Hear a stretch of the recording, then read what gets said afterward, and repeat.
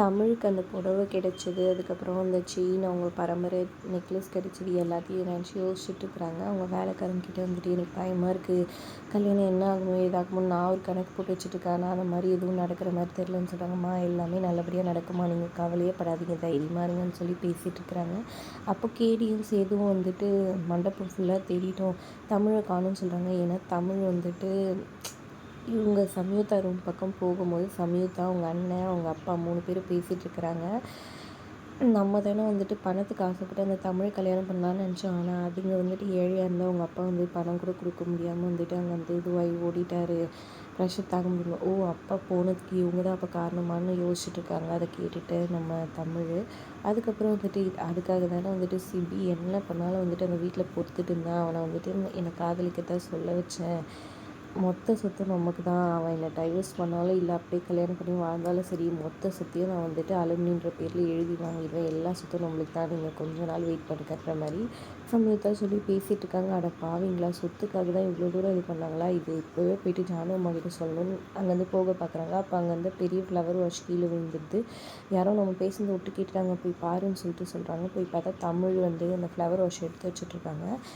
இவங்க தாங்க விட்டு கேட்டா, வாடி வாடின்னு சொல்லிட்டு உள்ளே இழுத்துட்டு போயிடுறாங்க. உங்களுக்கெல்லாம் கேவலமாக இல்லை, இப்படி குடும்பத்தோடு வந்துட்டு ஏமாத்துறீங்களே பணத்துக்காக ஒரு குடும்பத்தையே, இப்போவே நான் ஜானு அம்மா கிட்ட போய் சொல்கிறேன் அப்படின்னு சொல்கிறாங்க. உண்மையெல்லாம் தெரிஞ்சுக்கிட்டு நீ போயிடுவியா அப்படின்னு சொல்லிட்டு அங்கேருந்து ஒரு கட்டையை எடுத்து தமிழ் தலையிலே அடிக்கிறாங்க. சம்யுக்தா, ஏன்ட்டு இப்படி பண்ணிட்டேன்னு அவங்க அண்ணன் கேட்க, பின்ன வேற என்ன பண்ணுறது, இவ போய் சொல்லிட்டேன்னா கல்யாணம் நடக்காதே, இவளை கட்டி போட்டு எங்கேயாவது கொண்டு போய் விட்டுருங்க அப்படின்ற மாதிரி சொல்கிறாங்க. இவ்வளவு பிரச்சனை வரக்கூடாது அப்படின்னு சொல்லிட்டு அப்புறமா இதுவெல்லாம் கட்டி ஒரு ஜீப் மாதிரி இது பண்ணி அதுக்குள்ளே வந்துட்டு அடைச்சிட்டு அதோட நம்பர் பிளேட்டையும் வந்துட்டு மொத்தமாக அழிச்சிட்ருக்கிறாரு சம்யுக்தாவோட அண்ணன். அந்த டைமில் சேது அவங்க வந்து பார்த்துட்டு என்ன பண்ணுறீங்கன்னு கேட்க, இது வந்து பையனும் பொண்ணும் போகிறதுக்கான காரு, அதுக்காக தான் நானே ரெடி பண்ணுறேன்னு சொல்கிறாங்க. நானும் ரெடி பண்ணுறேன்னு சேது சொல்ல, அதெல்லாம் வேண்டாம், நீங்கள் பையன் வீட்டுக்காரங்க, நானே பார்த்துக்கிறேன்ற மாதிரி சொல்லிடுறாரு. சரின்னு சொல்லிட்டு சேது அங்கே வந்து போயிடுறாரு. அதுக்கப்புறம் தமிழ் காணுன்ட்டு ஜானுக்கிட்ட சொல்ல, உடனே ஜானு வந்துட்டு ஐலிக்கும் சிவாவுக்கும் ஃபோன் பண்ணி இந்த மாதிரி காணும்னு சொல்கிறாங்க. சரி நாங்கள் தேடுறோம், ஏதாவது சின்ன க்ளூ கிடைச்சா கூட உடனே சொல்லுங்கன்னு சொல்கிறாங்க. அப்புறம் சேது கிட்ட பேசுகிறாங்க ஐலி, நீங்கள் போய் எல்லா இடத்துலையும் சர்ச் பண்ணுங்கள், மண்டபம் ஃபுல்லாக ஏதாவது சின்ன க்ளூ கிடைச்சா கூட சொல்லுங்கள், எல்லாருக்கிட்டையும் கேளுங்கன்னு சொல்கிறாங்க.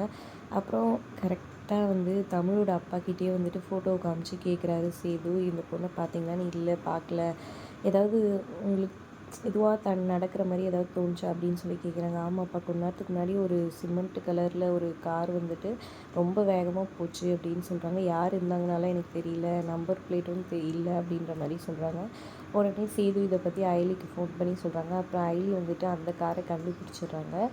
கண்டுபிடிச்சிட்டு உடனே என்ன ஆகுதுன்னா, அதுக்குள்ளே இருந்த ஒரு க்யூபை மட்டும் காமிக்கிறாங்க. இதுக்குள்ளே அந்த காருக்குள்ளே இந்த க்யூப் தான் இருந்துச்சு, அதில் ரெட் கலரில் இருந்துச்சு அப்படின்னு சொல்கிறாங்க. ஃபுல்லாக ரெட்டாக இது பண்ணி இருந்துச்சு அப்படின்னு சொல்ல, அதை கேட்டு இசை சொல்கிறாங்க, அக்கா கோயிலுக்கு போயிருக்கான்னு சொல்கிறாங்க. அக்கா கோயிலுக்கு போயிருக்கா போல இருக்குது அப்படின்னு சொல்கிறான் அப்படின்னு அவங்க அக்கா சொல்ல, அதை கேட்டு ஜானு வந்து ஐலி சிவா கிட்டே சொல்கிறாங்க. அதை வச்சு கண்டுபிடிப்பாங்களா தமிழ்ன்றதை பொறுத்துன்னு பார்க்கலாம். இங்கே சம்யுக்தா வந்துட்டு ஸ்டேஜுக்கு கூட்டிகிட்டு வந்து உட்கார வச்சுருக்காங்க. சம்யுக்தாவும் சிபியும் மாலை மாற்றிக்கிட்டு ஸ்டேஜில் உட்காந்துட்ருக்காங்க, சடங்கெல்லாம் பண்ணிக்கிட்டு. பொறுத்திருந்து பார்க்கலாம் என்ன ஆக போகுது ட்விஸ்ட்டுன்ட்டு. வீடியோ பிடிச்சிருந்தா லைக் பண்ணிக்கோங்க.